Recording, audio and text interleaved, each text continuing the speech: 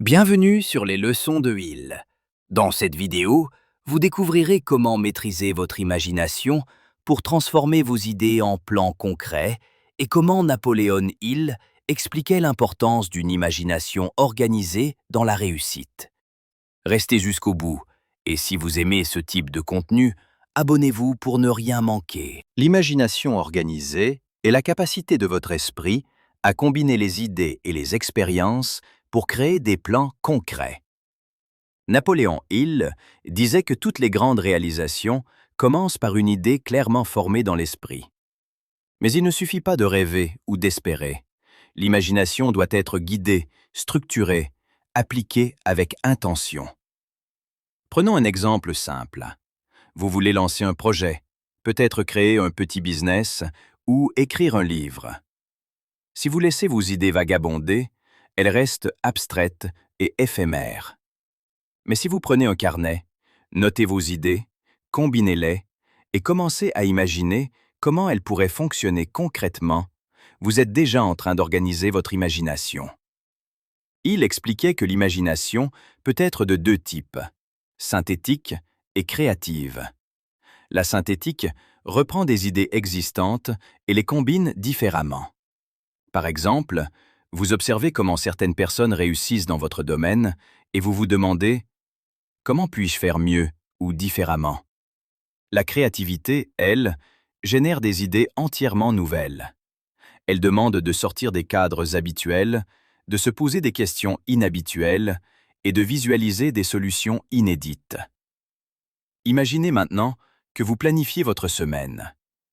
Au lieu de simplement écrire une to-do list, utilisez votre imagination organisée.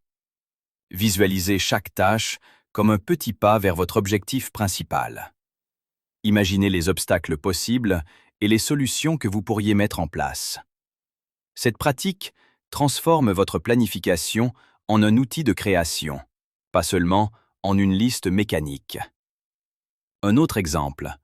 Quelqu'un veut améliorer sa santé. La plupart des gens se contentent de se dire « Je vais faire du sport ». Avec l'imagination organisée, vous allez plus loin. Vous imaginez votre routine, l'heure à laquelle vous vous lèverez, les vêtements que vous mettrez, le parcours exact que vous suivrez, même la musique que vous écouterez pour rester motivé. Vous rendez l'idée tangible dans votre esprit avant de la réaliser. Il disait que la visualisation claire de ce que vous voulez attire les ressources et les opportunités nécessaires pour le concrétiser. L'imagination organisée n'est pas un exercice isolé. Elle fonctionne mieux combinée avec un but défini et un plan écrit. Notez vos idées, relisez-les, modifiez-les, combinez-les, jusqu'à obtenir un plan cohérent. Cela crée un pont entre votre désir et la réalité. C'est exactement ce que Hill préconisait, transformer la pensée en action mesurable. Même les obstacles peuvent être anticipés grâce à l'imagination organisée. Si vous redoutez un échec, imaginez les scénarios possibles, puis imaginez comment vous allez y répondre. Vous devenez proactif plutôt que réactif. Vous êtes prêt à agir avec confiance plutôt que d'être paralysé par le doute. Pour appliquer cela dès aujourd'hui, commencez par ces 3 étapes simples. Visualisez votre objectif concret. Définissez-le clairement dans votre esprit. Notez toutes vos idées pour l'atteindre, même les plus farfelues. Organisez-les en plans d'action réalistes avec des étapes journalières. Cette méthode n'est pas de la magie.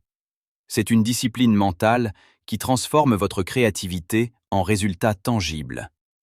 Chaque grande réussite que vous admirez a commencé exactement ainsi. Une imagination organisée, un but défini et l'action répétée. Gardez à l'esprit que l'imagination est un muscle. Plus vous l'utilisez de façon organisée, plus elle devient puissante. Chaque petit plan que vous visualisez et réalisez nourrit votre confiance et votre capacité à concevoir des projets plus ambitieux. En conclusion, rappelez-vous, votre imagination n'est pas un simple rêve. C'est l'outil le plus puissant que vous possédez pour créer votre avenir. Organisez vos idées, visualisez vos plans, agissez avec constance, et vous serez étonné de ce que votre esprit peut accomplir. L'imagination organisée ne consiste pas à rêver plus, mais à diriger ce que l'on imagine. Beaucoup de personnes pensent qu'imaginer, c'est fuir la réalité. Napoléon Hill explique l'inverse. L'imagination est l'outil le plus puissant dont dispose l'être humain pour transformer une idée invisible en résultat concret.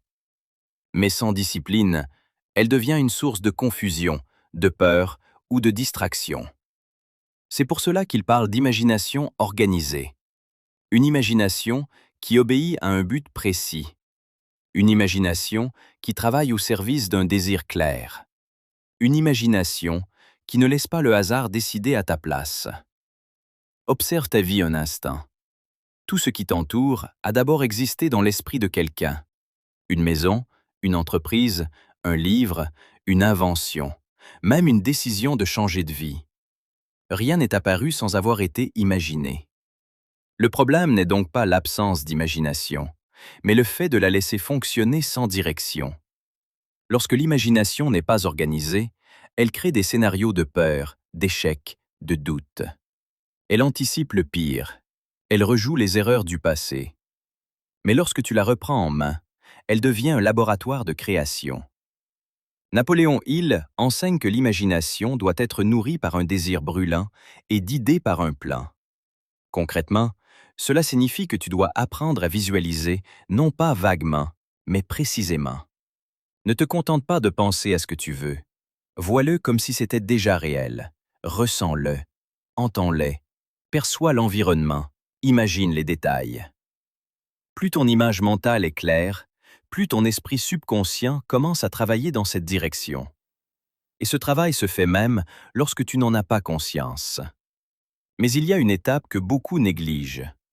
L'imagination organisée exige l'action.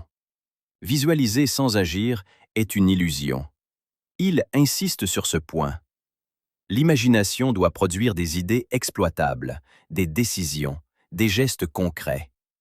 Chaque image mentale doit être suivie par une question simple. Quelle est la prochaine action logique qui découle de cette vision? Même minuscule, même imparfaite. C'est ainsi que l'imagination devient un moteur et non un refuge.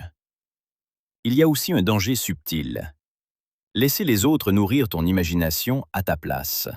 Les discours négatifs, les opinions répétées. Si tu ne choisis pas consciemment ce que tu laisses entrer dans ton esprit, quelqu'un d'autre le fera pour toi. C'est pourquoi Hill recommande de protéger son imagination comme on protège un trésor. Ce que tu écoutes, ce que tu regardes, ce que tu répètes intérieurement, finit toujours par se matérialiser d'une manière ou d'une autre. Prends un moment chaque jour pour exercer ton imagination organisée. Pas de manière confuse, mais avec intention. Isole-toi quelques minutes. Rappelle-toi ton objectif principal. Visualise-le atteint. Puis demande-toi comment la personne que tu es en train de devenir pense, parle et agit. Et commence à aligner ton comportement avec cette image. C'est dans cette cohérence quotidienne que l'imagination cesse d'être un simple rêve et devient une force créatrice. Napoléon Hill enseignait « Ce que l'esprit conçoit et croit, il peut le réaliser. Mais seulement si l'imagination est disciplinée, orientée et soutenue par l'action. Sans cela, elle reste un potentiel inexploité. Avec cela, elle devient l'atelier silencieux où ton avenir se façonne, jour après jour, pensée après pensée. Si vous avez aimé cette vidéo sur l'imagination organisée et que vous voulez continuer à apprendre à utiliser votre esprit comme un outil de succès, abonnez-vous à Les Leçons de Hill, activez la cloche et rejoignez notre communauté. Chaque vidéo vous apportera un principe clair, inspiré par Napoléon Hill, pour vous aider à grandir et à agir avec intelligence et détermination.